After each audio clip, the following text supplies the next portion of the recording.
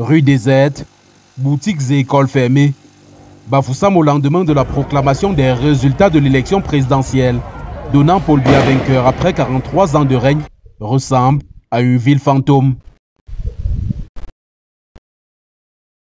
Toutes les activités sont paralysées, même si quelques conducteurs de moto-taxi ont bravé la peur qui habite la plupart des habitants du chef-lieu de la région de l'Ouest. Les autorités nous ont assuré que tout le monde devait être sorti, évacué à cette situation. Sur ça, devant ma part, je ne parviens pas à travailler parce que la route est sèche. Vous êtes enfermé, vous êtes à la maison, vous ne pouvez rien faire. C'est regrettable. Le monde est dans l'inquiétude et nous savons jusqu'où on peut arriver. Cette psychose est consécutive au mouvement de contestation des résultats de cette élection.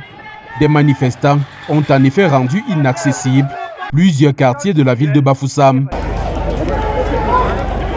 Depuis le matin, ça ne marche pas, rien ne bouge. Le Kachaoussa, même partir au Kachaoussa, c'est la magie. Les multiples assauts de la police et de la gendarmerie n'ont pas encore permis un retour à la normale. Même dans les quartiers jusque-là épargnés par les manifestations comme ici à Banengo, l'on reste prudent. Quand le régime en place nous libère un peu et quand une autre personne essaie de s'asseoir pour qu'on puisse s'armer. Si ce pays avait la crainte de Dieu, on devait vraiment laisser les choses dans la transparence.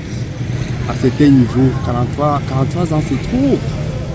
D'où l'éducation, les gens ont fréquenté, beaucoup les enfants ont fréquenté dans l'esprit, l'espoir d'avoir un poste au Cameroun. Rien. Pourquoi on est dans un pays riche comme le Cameroun et puis on cherche tout à partir? Les manifestations se sont poursuivies ce mardi 28 octobre 2025 avec comme épicentre l'axe Marger à lieu dit TPO.